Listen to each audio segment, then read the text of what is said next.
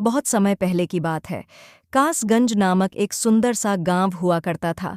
उसे गांव में एक लकड़हारा रहता था जिसका नाम रामू था। रामू बहुत ही ईमानदार और मेहनती था। वह हमेशा अपने काम से खुश रहता। उसके पास ज्यादा पैसे नहीं थे, लेकिन वह अपनी जिंदगी से संतुष्ट था। रामू के परिवार में उसकी पत्नी और उसके दो बच्चे थे।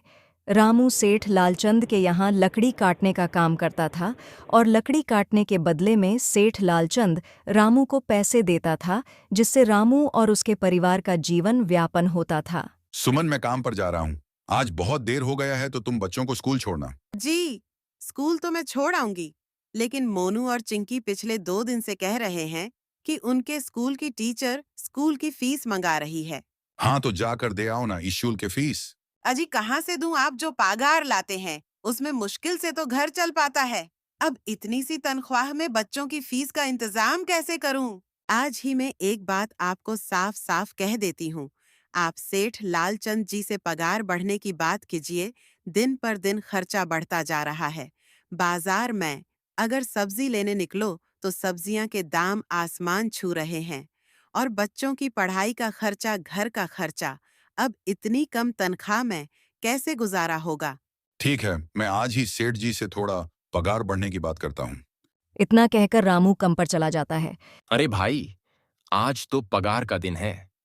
देखना, अब यह सेठ लालचंद कोई ना कोई लोचा जरूर करेगा। हमेशा कोई ना कोई बहाना बनाकर पगार कम कर देता है। और अगली बार तो मेरी आधी पगार काट ली थी, यह कहकर कि जो मैंने लालचंद जी से 200 रुपया उधार लिए थे उसका ब्याज बढ़कर 1000 रुपए हो गया है। इसलिए मैं तुम्हारी पगार में से 1000 रुपए काट रहा हूं।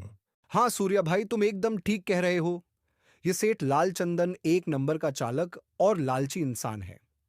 एक तो दुगुना काम ले लेता है और बदले में पैसे भी पूरे नहीं देता। हाँ भाई, मेरे भी अगली बार सेठ लालचंद ने पगार काट लिए थे। मैंने बस 2 छुट्टी ली थी, जब मेरी बिटिया बहुत बीमार थी, और इस लालचंद ने इस बात का फायदा उठाकर मेरी पूरी आधी पगार काट ली। हे भगवान, बस सेठ जी इस बार मेरी पूरी पगार दे दें। बच्चों के स्कूल की फीस भी भरनी है। ऐसे सभी लकड़हारा अपने काम पर लग जाते हैं।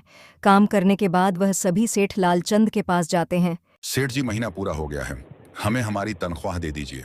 देखो भाइयों, अभी मेरे पास तुम्हें देने के लिए पैसे नहीं हैं। अभी माल नहीं बिका है, सारा माल गोदाम में ही पड़ा हुआ है। कल या परसों तक तुम्हें तुम्हारी तनख्वाह मिल जाएगी। पर सेठ जी, बिल्कुल पैसे नहीं बचे हैं। घर का भी सामान लाना है, बच्चों की फीस भरनी है। अरे मैंने कहा तो सही, 1-2 दिन और रुक जाओ, कल या परसों तक पैसे मिल जाएंगे। अभी मेरे पास पैसे नहीं है। सभी लकड़हारा निराशा मन से अपने अपने घर आ जाते हैं। अजी क्या हुआ? इस बार कितना पगार मिला है? सुमन, अभी कोई पगार नहीं मिला। सेठ जी ने कहा है कि 1-2 दिन में पगार मिल जाएगा। पगार नहीं मिला? आपको तो पता है ना, बच्चों की फीस भरनी है। इनकी स्कूल टीचर ने आज साफ साफ चेतावनी दे दी है कि अगर कल फीस नहीं लाई तो बच्चों को घर पर ही बिठा लेना। अब बताओ मैं क्या करूं? मैं क्या करूं सुमन, यह सेठ जिस समय पर कभी पैसे देते ही नहीं हैं। अब तो बस इस इंतजार के सिवा और कुछ नहीं कर सकते। 1-2 दिन की बात है, देख लेते। ऐसे ही 2 दिन गुजर जाते हैं। 2 दिन बाद सेठ लालचंद सबको पकड़ देता है। सेठ जी, यह तो बस 2000 है। मैंने तो इस महीने 3000 तक का काम किया है। हाँ, काम तो किया है, लेकिन तूने 1-1 घंटे आराम भी तो किया है। ये पैसे ओसी आराम के काटे हैं। पर सेठ जी, आपने तो कहा था 8 घंटे काम के महीने में 3000 मिलेंगे। मैंने तो 8 घंटा काम किया और 1 घंटे आराम। देख सूर्या, मुझे ज्यादा हिसाब किताब ना समझा। ये 2000 रख अगर चाहिए तो, और अगर नहीं चाहिए तो दो, तो कहीं और काम ढूंढ ले। बेचारे सूर्या के पास उन पैसे को लेने की सिवाय और कोई रास्ता नहीं था। सूर्या चुपचाप वो पैसा रख लेता है। रामू, ए लो, तुम्हारा 2500 रुपए। पर सेठ जी, 2500 क्यों? मेरे तो पूरे 4000 बनते हैं ना। मैं तो छुट्टी भी नहीं की है और ना ही कोई आराम। मैं तो अपना सारा काम समय पर किया है। हाँ, समय पर तो किया है, पर इस समय बाजार में लकड़ियों का दाम काफी सस्ता हो गया है। इस वजह से अभी तुम्हें भी पगार कम ही मिलेगी, जब तक लकड़ियों का दम नहीं बढ़ता। सेठ जी, बात तो 4000 की हुई थी ना। अब 2500 मैं कैसे घर चलाऊंगा? बच्चों की स्कूल की फीस भी भरनी है। सेठ जी, इस बार आप पूरे पैसे दे दीजिए। 2500 ही मिलेंगे तुझे। यहां काम करना है तो कर, वरना कहीं और काम ढूंढ ले।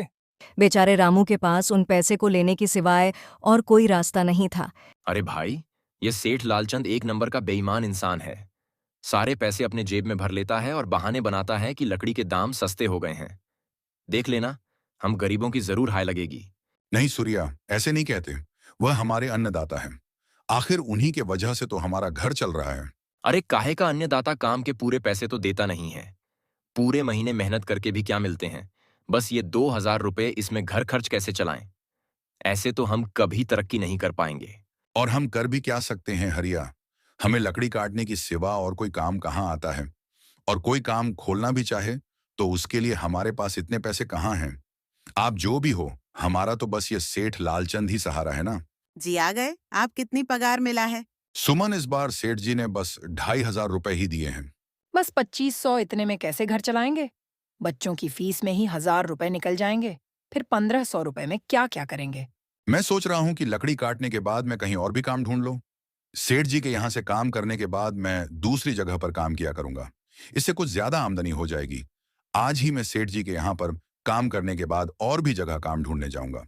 इतना कहकर रामू कम पर निकल जाता है और जैसा कि रामू ने कहा था, वह लालचंद के यहाँ काम करने के बाद काम की तलाश में निकल जाता है। रामू पूरे गांव में काम ढूंढता है, दुकानों पर जाकर लोगों से काम मांगता है, मगर हर जगह रामू को केवल निराशा ही हाथ लगती है। अंत में थक हार कर रामू वापस जाने लगता है। वह इधर-उधर देखता है तो उसे एक गुफा दिखती है और वह गुफा में जाकर छुप जाता है। नज़र गुफा में रखी एक टोकरी पर पड़ता है। रामू उसे टोकरी के पास जाता है। गुफा में से एक आवाज़ आती है। रुक जाओ, ये छूने की कोशिश ना करो। कौन हो तुम और मेरी गुफा में क्या कर रहे हो? मुझे माफ करना। आप जो भी हो, कुछ भैंसों का झुंड मेरे पीछे पड़ गया था और उनसे बचने के लिए मैं इस गुफा में जाकर छिप गया और फिर मेरी नजर इस टोकरी पर पड़ गई। माफ कीजिए, मुझे लगा यहाँ कोई नहीं है तो ये टोकरी किसी की नहीं। तुम्हें डरने की जरूरत नहीं है। मैं तुम्हारे बारे में सब जानता हूँ। मेरी नजर एक बार जिस पर पड़ जाती है, उसके इतिहास खुली आंखों से मैं देख सकता हूँ। अगर तुम अपवित्र होते तो तुम इस गुफा में कभी नहीं घुस पाते। तुम एक सच्चे इंसान हो, इसलिए तुम इस गुफा में घुस पाए और इस टोकरी को छू पाए। अब तुमने इस टोकरी को छुआ है तो यह टोकरी तुम्हारी हुई। रामू टोकरी को लेकर घर आ जाता है। रामू सुमन को वह सारी घटना के बारे में बताता है जो उसके साथ हुई। अच्छा, तो आपका कहने का मतलब है कि इस टोकरी में हमें कोई ऐसी चीज डालनी होगी जिसकी हमें सबसे ज्यादा जरूरत हो। हाँ सुमन, हमें सोच समझकर ही इसमें कोई चीज डालनी होगी।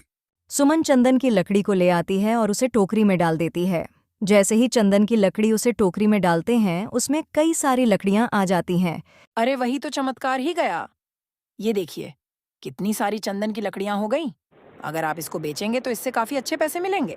हाँ राधा, मैं कल सुबह बाजार जाकर उनको बेच आऊंगा और जो पैसे मिलेंगे उससे हम अपने मनु और चिंकी के स्कूल की फीस भर देंगे और बाकी बचे पैसों को संभाल कर रख लेंगे। लकड़ियों को बेचकर रामू को बहुत सारे पैसे मिले हैं और उसी पैसों से मोनू और चिंकी के स्कूल के फीस भर देता है। रामू उस टोकरी की मदद से दिन 2 गुणी रात 4 गुणी तरक्की करता है और साथ ही साथ उसकी लकड़हारा दोस्तों की मदद करते और उस लकड़हारा की जीवन सुधार गई थी। ऐसे ही सारे